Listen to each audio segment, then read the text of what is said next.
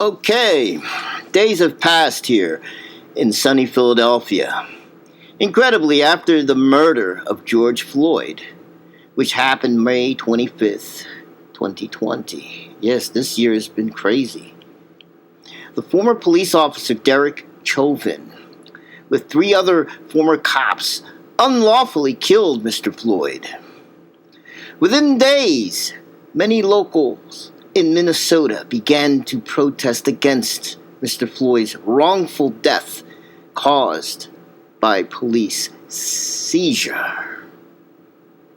The media, the internet, and radio began to report arson, looting, and destruction of storefronts in various cities across the United States shortly after the murder of George Floyd. May 30th, Saturday, nice sunny day here in Philadelphia. Thousands of protesters gather and march from the Art Museum to 6th and Market Street. A few hours without incident. So we thought it was pretty quiet.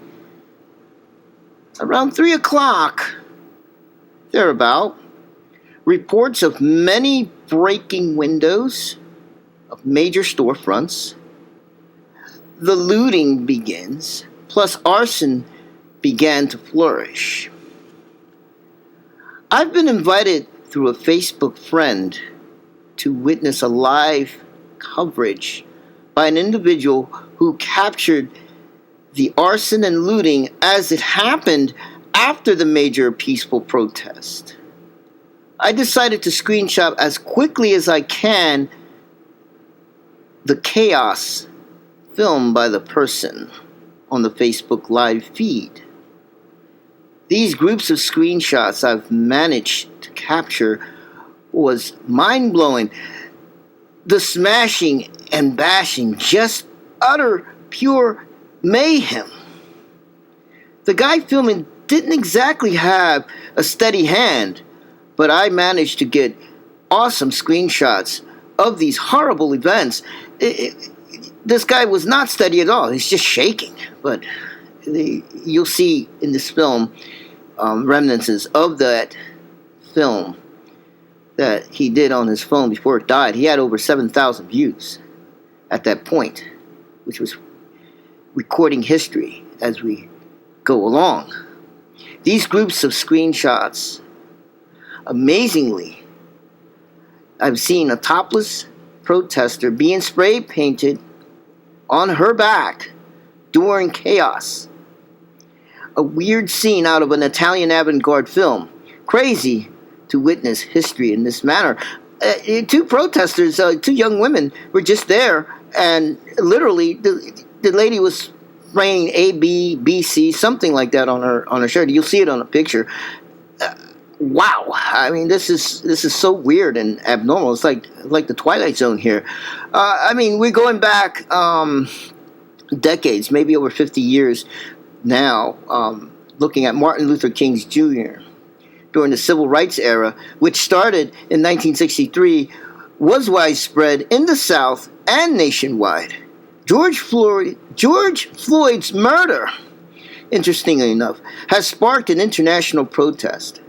Due to the decades of police corruption and injustice, killing blacks, Latinos, also other people of color that are in this group, this nation has had enough of this type of abuse and violence caused by these aggressive individuals who are there to enforce the law, but yet they act like criminals and take laws and justice into their own hands, causing an unrest amongst the civilization of us here in this world to react in this way.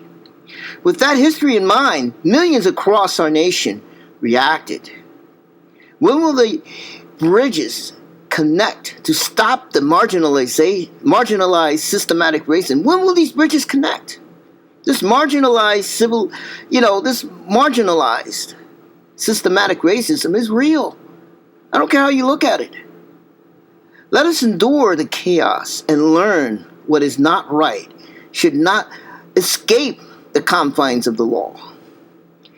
This film that I'm doing is dedicated to George Floyd and his family.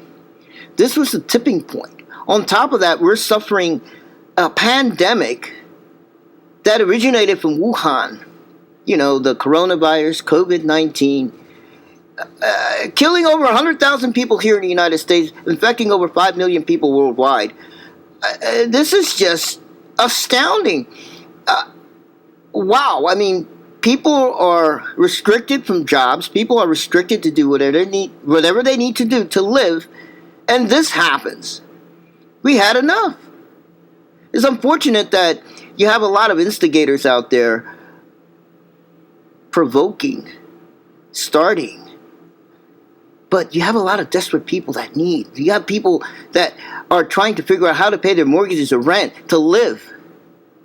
Yet, this man, George Floyd, has started something incredible that has never been in history of this magnitude that caused protests worldwide.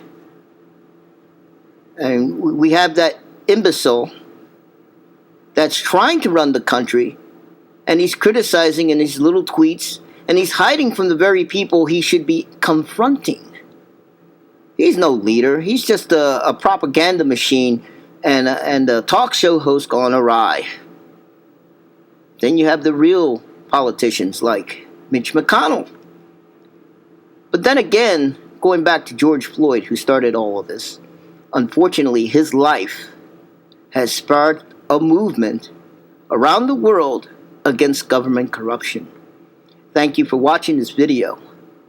Please learn, listen, and keep your ears open because the world has changed. As of March, as of May 25th, 2020, this entire year has been an interesting calamity of events. Thank you for listening and watching, and have a good day, good night, or wherever you are in the world, and listen, because everyone is human and we have a price to pay. Okay. So don't get with me with that. Oh, you're gonna threaten me? Dude, I'm not gonna put you on there. All right, man. I'm being public, but I won't film you. All right, that's cool. That's cool. I appreciate that. No, I am staying over here, but I'm making a documentation. That's all that I'm going to put on video. Thank you. I'm not doing anything against your jobs or anything. I'm not interfering.